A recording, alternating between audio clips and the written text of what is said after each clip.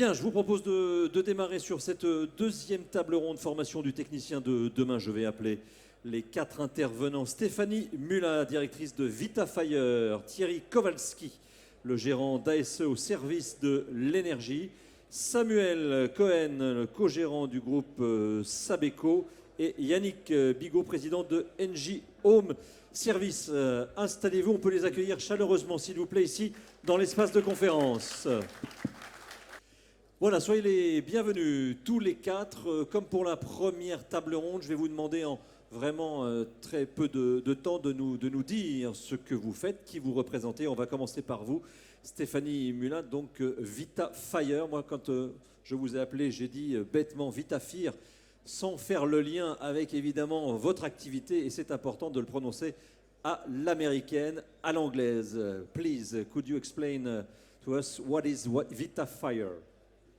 Bonjour à tous. Bonjour. Alors VitaFire aujourd'hui est une société de maintenance des appareils de chauffage au bois. Donc Je vais vous demander de mettre le micro un tout petit peu plus proche. Voilà, il touche le menton. Voilà. Ah, ok, pardon. Un exercice qui est compliqué. Donc société de maintenance, donc nous on réalise la maintenance des appareils de chauffage au bois. Donc que ce soit des poêles à granulés ou des chaudières granulées au bois. Donc vraiment notre spécialité, la maintenance des appareils de chauffage au bois. Merci. Thierry Kowalski. Multimarque. Multimarque. Thierry Kowalski, donc vous êtes le gérant de ASE au service de l'énergie. Oui, bonjour. Donc société ASE, donc entretien de dépannage de chaudières 100%, de chaudières gaz, chaudières fuel, solaire et pompe à chaleur. Vous êtes dans quelle région? Donc la région de Nantes, à Orvaux, dans la périphérie de Nantes. Merci. À vos côtés, Samuel Cohen, vous êtes le co-gérant du groupe Sabeco que vous co-gérez avec votre frère Benjamin, c'est bien ça, et c'est créé de toutes pièces. C'est ça, bonjour, merci de l'invitation. Donc moi je suis co-gérant, on a créé Sabeco en 2013, il y a 9 ans, et on est basé à Lyon et dans les Deux-Savoies, et on fait tout ce qui est installation de tout ce qui est sanitaire, plomberie, chauffage, ventilation, climatisation. On est des installateurs.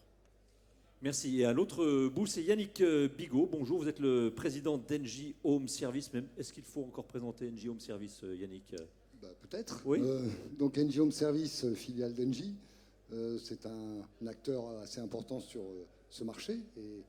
Et par ailleurs, donc un membre du SINASAF depuis toujours. Donc c'est une société qui a un grand historique, qui a près de 50 ans d'existence, qui compte plus de 5000 salariés et 200 sites en France.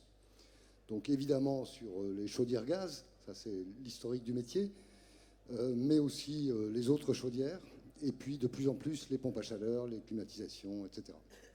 Je vous garde, Yannick, pour commencer tout de suite. Cette conférence s'intitule, parce qu'il faut bien trouver des titres toujours un peu vendeurs, le technicien de demain. Et dès que nous avons abordé ce sujet, mais vous m'avez dit, mais Jérôme, avant de parler de la formation du technicien de demain, est-ce qu'on pourrait déjà parler de la formation du technicien d'aujourd'hui? Et au lieu de faire de la prospective, se dire aussi qu'aujourd'hui prépare demain. C'est un peu une porte ouverte que j'enfonce, mais c'est ce que nous avons eu comme conversation. Oui, alors ça fait vraiment le lien avec la première conférence, puisque le sujet du recrutement est un sujet clé pour tout le secteur. On l'a dit, on recrute beaucoup de jeunes ou de gens en reconversion. Donc de gens qu'on a besoin de former presque de A à Z. Donc l'alternance est une des solutions à laquelle je crois aussi beaucoup. Nous avons 360 alternants. On parlait de recrutement, on recrute plus de 100 personnes par mois. Donc derrière ça, il y a des besoins de formation considérables dans des métiers qui sont des métiers techniques, avec des techniques qui se diversifient. Donc c'est plus seulement la chaudière gaz, c'est aussi de plus en plus d'autres appareils, vous le savez tous, hein, les pompes à chaleur RO, RR, etc. Donc l'effort de formation est absolument indispensable dans nos métiers. Nous, on y consacre de grands moyens, puisqu'on dépense plus de 5% de la masse salariale en formation. Et nos objectifs en formation sont évidemment des objectifs de qualification technique, avec cette diversification des techniques et des appareils dont je parlais. Mais on a aussi des objectifs autour de la sécurité. La sécurité d'abord de nos techniciens, qui sont autonomes sur le terrain, donc qui doivent prendre en charge leur propre sécurité. La sécurité de nos clients. Et dans le domaine des chaudières à gaz, vous le savez, on a quand même toujours ce sujet clé du monoxyde de carbone. Donc c'est un des axes importants pour nous de formation. Et puis, de plus en plus, nos techniciens sont aussi l'image de l'entreprise et sont aussi des commerçants, potentiellement. Donc, les former à la relation client, les former au conseil et potentiellement au commerce, ça, c'est aussi une évolution où nous avions historiquement des techniciens qui traitaient une chaudière, pas un client. Et aujourd'hui, on leur demande de gérer un client. On reviendra peut-être sur la composition un peu couteau suisse peut-être du technicien de demain, voire d'aujourd'hui. Revenons sur, puisque vous faisiez le lien entre la première et la deuxième table ronde, il a été question de l'accompagnement, donc la formation aussi. Vous, leader, filiale d'un grand groupe leader, je suppose qu'en matière de formation, vous avez des équipes bien structurées pour évidemment les suivre de A à Z et ne pas les lâcher trop tôt dans la nature. Absolument. Alors nous avons 7 centres de formation, un dans chaque région, plus un centre national, une équipe qui organise tout cela. Alors c'est un monde particulier par rapport aux PME qui constituent la majorité du SINASAV. Et on organise des formations importantes, notamment pour la reconversion ou la diversification vers la pompe à chaleur, puisque c'est un autre métier, une autre technique. Et puis il y a tous les jeunes qu'on rentre, qu'on forme au fil de l'eau. Donc une fois encore, c'est une structure importante et un élément stratégique pour l'entreprise. C'est un investissement au quotidien qu'on fait dans la formation. Thierry Kowalski, vous, quelque chose qui vous révolte, c'est le fait que les centres de formation parfois ferment. Vous dites c'est aberrant, alors quand vous entendez un représentant d'une grande filiale comme ça qui dispose de ses propres centres, je suppose que ça doit vous faire rêver, mais d'un autre côté, il y a quand même un peu un homme en colère sur le fait que les centres ne soient pas remplis. Oui, c'est vrai, parce qu'on a besoin énormément de personnel. Et nous, dans notre région, le centre AFPA, par exemple, la session de chauffage a fermé. Et tout autour, les 3 ou 4 qu'il y avait, sur les 4, il y en a 3 qui ont fermé. Alors qu'on a une demande énorme de personnel. Donc on n'arrive pas trop à comprendre pourquoi. Donc c'est vrai qu'on est obligé de se retourner sur les CFA, sur les lycées techniques, pour trouver d'autres solutions. Comment faites-vous? Vous faites de l'interne aussi chez vous, à votre taille d'entreprise? Vous arrivez à faire des choses en interne pour former vos techniciens? On est obligé de faire ça, parce que c'est vrai que j'ai fait la transition on était tout gaz fuel il y a 10-12 ans, quoi.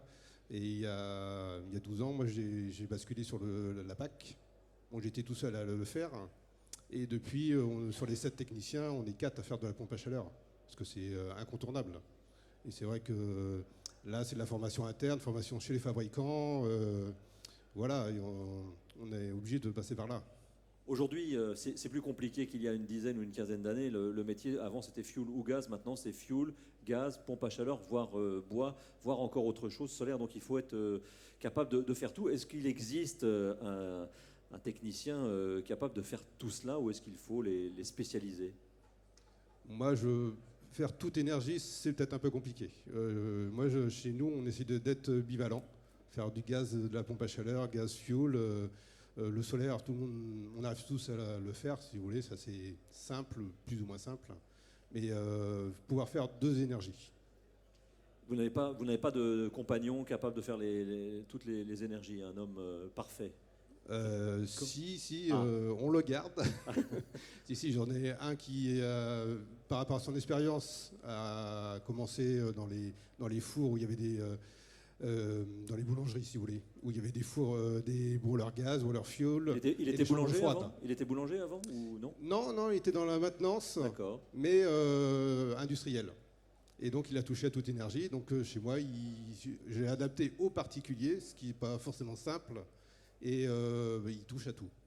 On verra dans quelques instants quelles sont les bases que vous voyez les uns et les autres pour faire un bon technicien de maintenance. Est-ce qu'il faut être forcément issu d'un milieu technique ou est-ce qu'on peut venir de n'importe où? On verra ça dans un instant. J'aimerais qu'on écoute Stéphanie Mulin. Alors vous êtes dans un domaine, vous nous l'avez dit, hein, c'est tout ce qui touche au bois, hein, avec des difficultés puisque vous êtes sur une niche du marché. Et là, vous éprouvez vous aussi des difficultés à trouver des techniciens formés à vos appareils. Effectivement, difficulté, c'est un mot faible, vraiment, parce qu'aujourd'hui, on ne trouve personne avec des qualifications dans notre métier, puisqu'on n'a pas de formation vraiment dédiée à cela. Et, donc, ça n'existe pas? Alors, il y a 2 formations en France. Donc pour les citer, c'est le CTM à ramoneur, mais comme son nom l'indique, c'est pour le ramonage des conduits. Aujourd'hui, notre métier devient de plus en plus technique sur des poêles à granulés ou sur des chaudières granulées au bois. Et bon, savoir ramoler le conduit, c'est bien, mais entretenir aussi l'appareil, c'est primordial. Donc aujourd'hui, on n'a pas de formation dédiée nationalement à notre métier. Donc soit on débauche quelqu'un dans une autre société, pas forcément... Ça se fait pas, ça. On a dit que ça se faisait pas, hein, Roland? Ça se fait pas, ça. Ouais. On laisse les bons éléments à nos confrères. Sinon, après, on recrute et on forme en interne. Et donc, ça met du temps, ça peut mettre du temps. Parce qu'un technicien, pour qu'il puisse être performant, il faut compter à peu près 2 ans pour vraiment bien le former. Et puis, contrairement à la légende populaire, un poêle à bois, ça s'entretient aussi. Exactement, ça s'entretient et on a 2 visites par an. Donc c'est pas, on met juste des granulés ou juste des bûches dans le fourneau et ça tourne en claquant des doigts. Non. C'est une légende urbaine. Samuel Cohen est avec nous aussi pour évoquer ce sujet de la formation. Vous êtes 140, alors peut-être un peu plus, un peu moins depuis qu'on s'est parlé, 140 dont 60 apprentis, c'est la marque de fabrique de l'entreprise. On va y revenir parce que ce sont des apprentis particuliers, vous allez nous expliquer. Vous prenez les gens qui viennent, on parlait ce matin, ça fait un peu le lien avec le recrutement, vous prenez les gens qui viennent frapper à votre porte. Et leur profil, eh bien, ce sont des profils de migrants, puisque ce sont des gens que vous formez. Alors effectivement, ça fait partie des profils qui frappent beaucoup à notre porte et qu'on recrute. L'apprentissage, c'est vraiment au cœur de notre modèle, dans le sens où on envoie toujours des équipes avec un technicien salarié et un apprenti. On a la chance d'avoir des formations qui correspondent à nos métiers, donc on peut bénéficier de l'apprentissage. C'est vrai que si on les recrute directement pour les former alors qu'ils sont recrutés et salariés, ça n'a pas le même coût, c'est pas la même chose. Mais il y a des solutions. Notamment, il y a la POE avec Pôle emploi. Il y a tout un tas de dispositifs qui peuvent être mis en place, soit dit entre parenthèses. Après, effectivement, quand on regarde la population des jeunes aujourd'hui en France, déjà elle se réduit comme peau de chagrin, c'est-à-dire quand on regarde la pyramide des âges, elle est en forme de toupie. Donc à un moment, faut aller vers les profils qui existent et qui sont motivés, quoi. Donc il n'y a pas que les migrants, mais effectivement les migrants, donc officiellement ça s'appelle les mineurs non accompagnés, des gens qui viennent souvent d'Afrique subsaharienne, qui ont traversé les continents pour arriver ici. C'est des jeunes qui ont beaucoup de choses à apporter, qui ont de la motivation, qui ont de l'envie, qui ont de la discipline, qui ont de la reconnaissance, de la fidélité. Donc c'est des publics qui sont intéressants. Mais il y a aussi d'autres types de profils. On en a parlé dans la précédente conférence, il y a les reconvertis, qui sont intéressants aussi. Il y a les jeunes QPV, les jeunes de quartier prioritaire de la ville. Et puis il y a les jeunes femmes pour féminiser les métiers aussi. Nous, on travaille sur ces 4 profils. Ça, c'est vrai, parce que quand on regarde la salle et l'intérieur du salon, je crois que ça se compte sur les doigts d'une main ou pas loin. Même la main de Mickey, qui n'a que 4 doigts, pourrait suffire ou presque. Un mot sur le travail de fond que ça nécessite, que ce soit, vous l'avez dit, des migrants, des jeunes des quartiers prioritaires de la ville ou d'autres publics. Travail de fond que ça nécessite puisque vous investissez beaucoup dans l'accompagnement. On l'a dit, la formation, voilà, on ne peut pas claquer des doigts, ça ne se fait pas tout seul. Vous leur proposez un certain nombre de choses et j'aimerais qu'on en parle peut-être un peu plus dans le détail. Quel est le parcours chez vous d'un jeune ou d'un moins jeune qui arrive dans l'entreprise ? Alors chez nous, il y a 2 sujets de formation. Il y a le savoir-faire, donc la technique, parce qu'on est sur des métiers techniques. Donc ça tourne principalement autour des programmes de l'éducation nationale pour les CAP ou pour les BP. Il y a effectivement beaucoup de pratique, parce que sur un CAP, c'est 3 semaines de pratique en entreprise pour 1 semaine de théorique. Et puis après, il y a un deuxième volet qui est aussi important et que vous avez un petit peu évoqué, c'est le savoir-être, c'est les soft skills. C'est-à-dire qu'aujourd'hui, un jeune, même s'il est meilleur ouvrier de France, qui fait des soudures qui sont parfaites, s'il ne sait pas parler à un client, s'il ne sait pas s'intégrer dans une équipe, s'il ne maîtrise pas un minimum l'outil informatique, s'il ne sait pas organiser sa journée de travail de manière à être efficace, ça ne peut pas marcher. Et le problème, c'est que tous ces sujets-là ne sont pas abordés dans les formations, dans les programmes de formation. Donc c'est un peu à nous, les employeurs, de proposer des choses pour compléter ces formations-là. En tout cas, nous, c'est le parti qu'on a pris. Et à titre d'exemple, effectivement, pour travailler sur tout ce qui est communication, présentation, on donne des cours de théâtre à nos apprentis tous les lundis. Donc on a 2 comédiennes professionnelles qui viennent dans l'entreprise et qui leur donnent un petit peu, qui leur font faire des exercices, qui leur donnent Et les mettent en situation un peu. Qui les mettent en situation, donc Oui. ils font des situations type qui souvent se produisent dans le parcours du jeune, où il y a du conflit, où il y a parfois du racisme, où il y a tout un tas de choses. Et ils nous ont dit, il y a des jeunes qui nous ont dit que heureusement qu'ils avaient été préparés à ce type de situation, parce que sinon ils seraient plus dans l'entreprise. Ça prend combien de temps entre le moment où quelqu'un frappe à votre porte et a dit, puisque vous l'avez souligné, a envie de venir bosser chez vous, et le moment où vous le lâchez et vous dites il va pouvoir représenter l'entreprise sur le terrain? Ça dépend des profils, ça dépend des jeunes, ça dépend de beaucoup de choses, mais en tout cas, ce qui est important, c'est de prendre le temps en amont pour bien recruter. C'est-à-dire que des jeunes qui frappent à nos portes, il y en a plein, mais à un moment, il faut être sélectif aussi. C'est-à-dire qu'on recrute un apprenti comme on recrute un salarié, un technicien plus expérimenté. Donc chez nous, le recrutement, c'est des informations collectives à des dates fixes. C'est un test de positionnement. Donc dans l'Infoco, on présente tout le parcours. C'est un test de positionnement où il y a des exercices de français, maths, voilà, pour vraiment voir le niveau du jeune. C'est un stage d'observation, de mise en situation de minimum 2 semaines pour voir s'il arrive à l'heure, s'il est motivé, s'il s'exprime bien, et un entretien. Et au bout de ce parcours-là, les jeunes qu'on recrute, on aura peut-être passé beaucoup de temps, mais par contre, les jeunes qu'on recrute, ils restent. Et après, c'est à nous de travailler. Je dirais la priorité, c'est d'être sûr qu'on a les bons profils pour ne pas perdre notre temps après, quoi. Et puis je reste encore quelques instants avec vous. Vous avez aussi monté votre centre de formation interne. On en a parlé un peu ce matin aussi dans la première table ronde. Voilà, pour bien le maîtriser, la formation sur l'aspect technique, en dehors de ces soft skills que vous venez de décrire. Oui, on a monté notre centre de formation. On aura nos premières classes en septembre à la rentrée. Il y a eu un gros morceau sur Calliope. Donc c'est vraiment un autre métier. Faut vraiment être prêt. Je pense pas que toutes les entreprises aient vocation à monter leur centre de formation, mais il y a des choses qui peuvent se faire en groupement, ou il y a tout un tas d'approches qui sont possibles.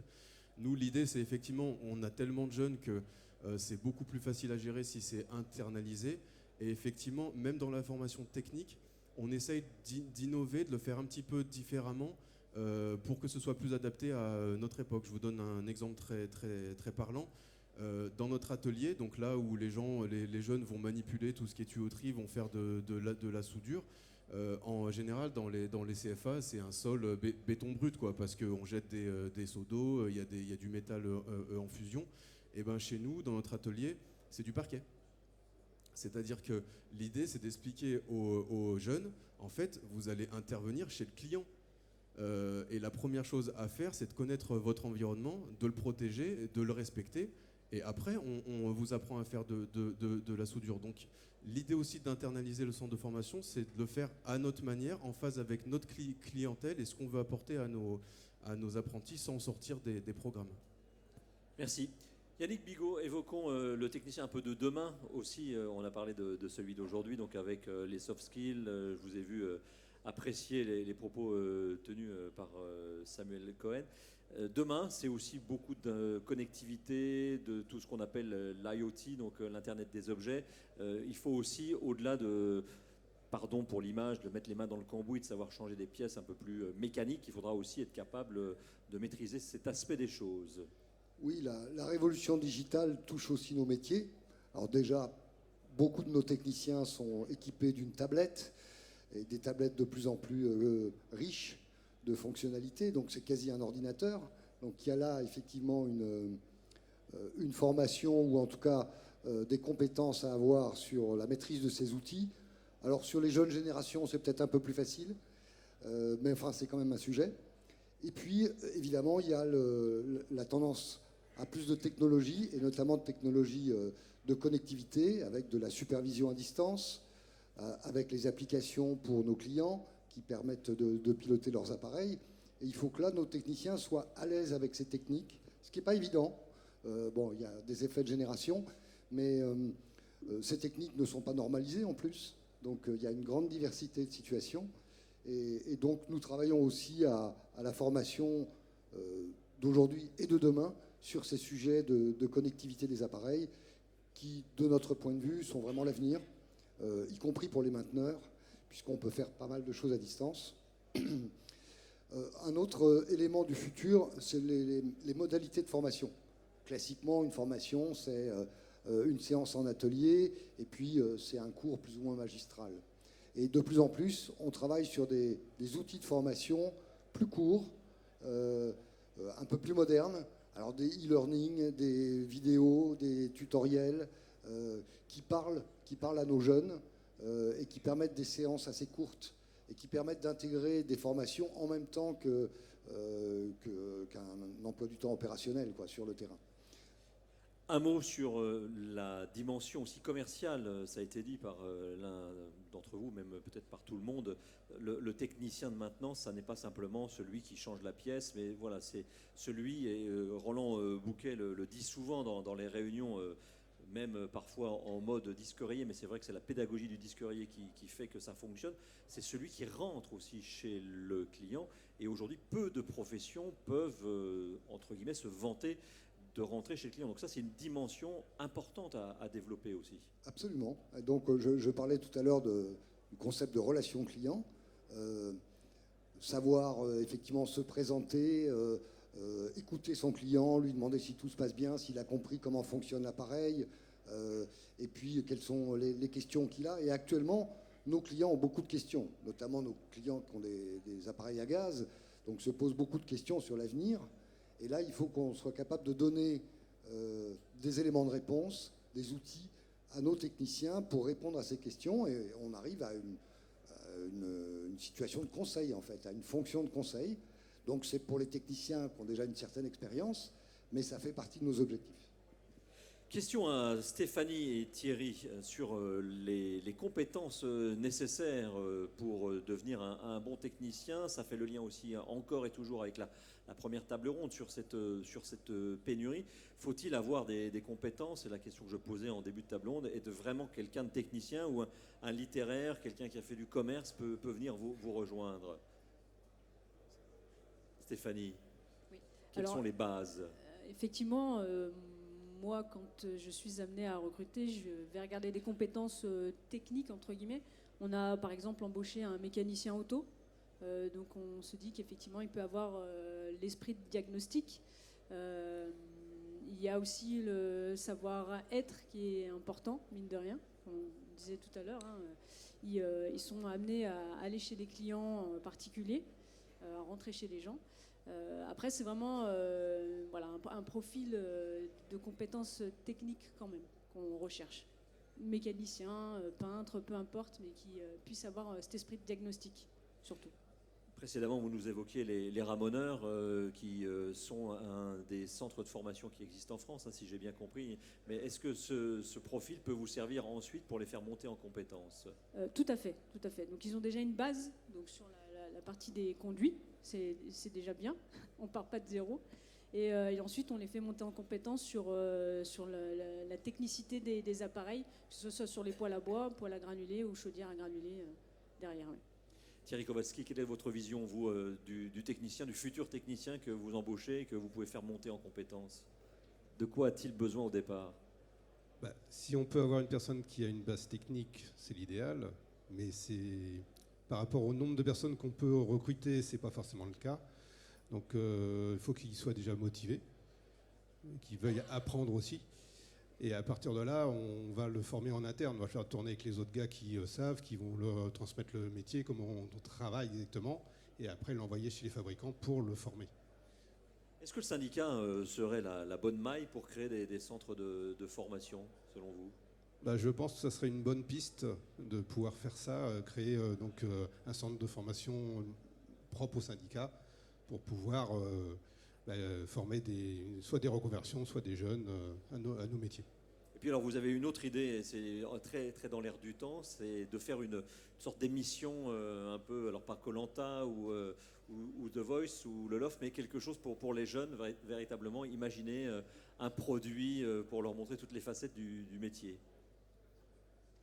Non, mais le problème, c'est qu'actuellement, c'est à la mode. C'est tout ce qui passe à la télé pour les jeunes, que ce soit les pâtissiers, les boulangers ou autres. S'ils voient, ils vont vouloir s'intéresser à ça. Alors nous, c'est vrai qu'on est un métier de maintenance. C'est tellement diffus, vague pour eux qu'ils ne savent pas vers quoi ils vont. Donc il faut aller leur présenter. Donc c'est peut-être une idée. Donc voilà, Cyril et Roland ont noté cette idée. Est-ce que vous avez des questions dans la salle pour nos 4 invités sur ce technicien du futur? J'ouvre une parenthèse en me posant la question là, de façon tout à fait spontanée.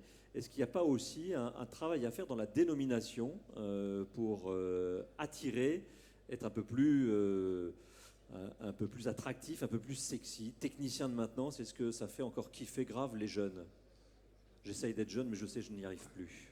Nous, déjà, c'est trop tard. On pense au concept de génie climatique. Parce que technicien de maintenance, chauffage, on pense tout de suite à la chaudière. C'est finalement un peu étroit. Et de plus en plus, comme on demande effectivement une certaine polyvalence, voilà, le concept de génie climatique, de ce point de vue, peut sans doute s'appliquer. Après, ce sont des techniciens. On ne va pas non plus les appeler ingénieurs. Ce sont des techniciens, mais bon, d'accord, mais ils vont chez le client, ils sont commerciaux, ils font beaucoup de choses, ils font beaucoup de dimensions. Oui, mais c'est un beau métier, le métier de technicien. Donc je crois qu'il ne faut pas non plus le passer sous silence. C'est plus sur le champ d'action. Et le champ d'action, il est plus large. Maintenant, il s'élargit au fil des années et de la diversification qu'on connaît. Donc un peu de génie climatique. Stéphanie Muller, vous êtes d'accord sur cette possible redéfinition? Oui, tout à fait. Enfin, c'est vrai que technicien, on est tous techniciens, hein, donc il ne faut pas avoir peur de ce mot. Je le trouve très intéressant. Après, effectivement, c'est là où on devient plus polyvalent. C'est dans les énergies, puisqu'aujourd'hui, on a toutes les énergies, gaz, fuel, bois, granulés, photovoltaïque, vapeur, etc. Et on a bien compris, d'après ce que vous me dites, qu'à part des cas exceptionnels, on pourra être juste 2 énergies, mais il ne faut pas rêver, ce seront plutôt des experts d'un domaine plutôt que des multi-énergies. Y a-t-il des questions, des illustrations dans la salle par rapport à ce thème sur le technicien de demain? Une main se lève. Est-ce que vous pourriez venir au moins jusqu'ici, comme ça je vous prête mon micro, si vous voulez bien. Merci. Bonjour. Bonjour. Donc, je me présente rapidement. Je suis le président d'une nouvelle société d'il y a 1 an. Voilà. Avec mon associé, Monsieur Mathieu, effectivement, on se demande si on va recruter demain. Mais il faut recruter tôt. Et en parlant de pénurie de techniciens, il y a aussi des pénuries de formateurs dans les écoles. Donc pourquoi ne pas aller directement dans les lycées où il manque des formateurs pour former les jeunes? C'était une question, donc je ne suis pas sûr que nous aurons la réponse ici. Cyril. Merci pour cette question. Peut-être en complément de réponse, on a signé tout à l'heure une convention avec le Greta, Sinasav Greta, pour justement travailler à la source, faire en sorte que ces jeunes ils soient directement drivés dans nos entreprises adhérentes du Sinasav. Donc ça, c'est un premier pas. Ensuite, il y avait un sujet sur comment rendre la maintenance sexy. Il y a aussi des projets au Sinasav, vous nous connaissez, on est plein de surprises.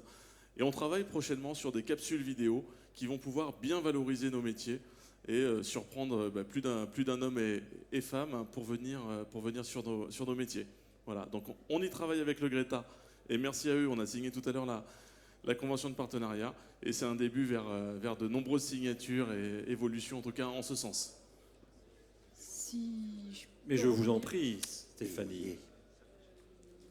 Donc ça, c'est un sujet aussi sur lequel on a avancé VitaFire avec l'Académie du Rhône pour pouvoir former les formateurs sur le métier de la maintenance des appareils de chauffage au bois. Je parle encore de mon domaine, mais c'est très important effectivement, si on veut former des jeunes, c'est logique et impensable de ne pas former les formateurs qui vont dispenser les formations de demain. Merci. Tiens, voilà, un micro. Bonjour à tous. C'est une tête connue. Si vous avez suivi un débat SINASAV récemment, voilà, on a pu apprécier son sourire. Anne-Sophie Dequelnière, je suis présidente de Région Bretagne. En complément de ce qui s'est dit, je voulais rappeler le travail du SINASAV sur le bac pro, puisqu'on parlait d'appellation et de dénomination. On a été acteur pour transformer le nom technicien TEMSEC en bac pro M2E, c'est-à-dire maintenance et efficacité énergétique. Je pense que c'est important de le saluer parce que, effectivement, on est sur du savoir-être, on est sur du conseil, on est sur une action à la fois de la maintenance, mais aussi du conseil sur du remplacement d'équipements. On étend les énergies à la qualité de l'air, etc. Et puis, comme l'a dit Eric tout à l'heure, je voulais aussi vous informer qu'on travaille sur le BTS. Cette fois, je le fais, Roland. Un BTS parce que il ne faut pas oublier, oui, on forme des jeunes, on forme de la reconversion. Il ne faut pas décorréler quand même la logique du diagnostic, qui là, je crois, est issue vraiment d'une formation technique, avec tout ce que peut apporter quelqu'un en savoir-être, mais conserver cette logique du diagnostic avec le vrai rôle de technicien, et puis le savoir-être sur aussi un rôle un petit peu supérieur de niveau BTS qui va permettre de moderniser, d'innover, d'amener un peu de management, d'amener de l'organisation des tournées, l'optimisation un petit peu sur le fonctionnement de nos sociétés. Voilà ce que je voulais ajouter. Merci. Merci beaucoup. Alors, je fais le lien justement avec l'intervenante pour poser peut-être une dernière question à Samuel, puisque vous avez énormément d'apprentis dans la formation. On a bien compris que vous vous investissiez beaucoup sur la différenciation entre les différents publics, que ce soit des jeunes des QPV, des jeunes migrants, des femmes. Il ne faut pas vouloir faire passer tout le monde sous la même porte et différencier chaque parcours. Effectivement, c'est un petit peu toute la difficulté de mettre un cadre qui est commun pour tout le monde et en même temps de s'adapter à tous les profils et tous les parcours. Après, il y a effectivement des forces et faiblesses, entre guillemets, spécifiques à chaque type de profil, et c'est en apprenant à les connaître qu'on apprend à interagir avec ces jeunes-là. Faut être ouvert, faut les écouter et faut pas, je pense, se braquer sur la première impression qui renvoie. Après, juste pour rebondir sur ce qui a été dit et la question qui a été posée par monsieur, je pense que c'est important aussi quand on parle de formateur de se rendre compte que 50 à 75% de la formation, elle se fait dans l'entreprise. Quand on est en CAP, c'est 3 semaines sur 4.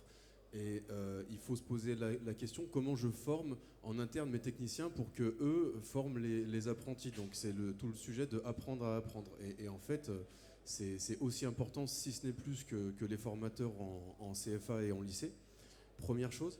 Et deuxième chose, sur le sujet de l'attractivité des métiers, c'est super, enfin, ce que fait le SINASAV. Moi, je les ai vues, ces vidéos, et elles sont super bien faites.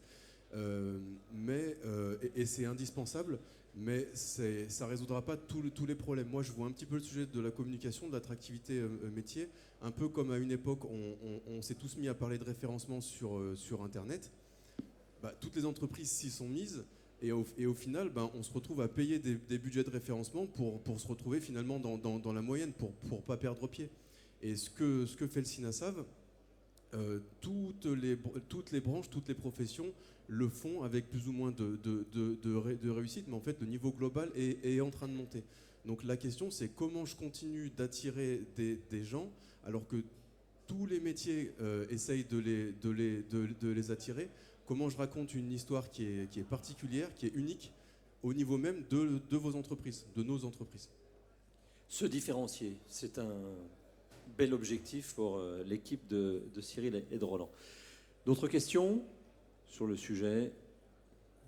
Pas de questions. Si, voilà, on vous apporte le micro, Vincent, on vous apporte le micro. C'est un précédent intervenant. J'avais juste une question. Donc, tu es à près de 50% de l'effectif en apprentissage. Et du coup, est-ce que tu arrives à proposer des parcours pro dans ton entreprise ou est-ce que du coup, ils partent ailleurs ensuite? Et c'est quoi l'engagement moral que tu proposes à tes apprentis? L'engagement moral, c'est de les emmener à l'employabilité, que ce soit chez nous ou ailleurs. Effectivement, dans la mesure du possible, c'est chez nous qu'on voudrait les recruter. On a fait le bilan pour cette année, on a recruté 25% de nos apprentis. Donc c'est un bon chiffre, ça peut être mieux. On n'a pas forcément toujours suffisamment de postes aussi, hein, ça dépend aussi du besoin. Mais l'important, c'est s'ils ne restent pas chez nous, de pouvoir les emmener dans une autre entreprise. Parfois, ça leur fait du bien aussi. Nous, on les incite à aller voir ailleurs aussi parce que quand ils ont vu qu'une entreprise, ils ont vite tendance à voir les défauts et à pas se rendre compte de comment c'est ailleurs. Donc pour moi, ça fait aussi partie du parcours de leur dire va voir aussi ailleurs, tu restes un peu dans notre giron et on en reparle dans quelques temps. Merci en tous les cas, merci à tous les quatre. Aussi, vous pouvez chaleureusement les applaudir. Merci. On se retrouve à 12h15 précisément avec une jeune femme extraordinaire qui sort des sentiers battus et qui va nous parler du dépassement de soi, Marine Leleu. Et je vous rappelle que si vous le souhaitez, un véhicule au GNV est juste devant l'entrée de ce congrès. Si vous voulez le suivre, le regarder de près, il est à votre disposition. Voilà, tout à l'heure, 12h15 avec Marine. Merci.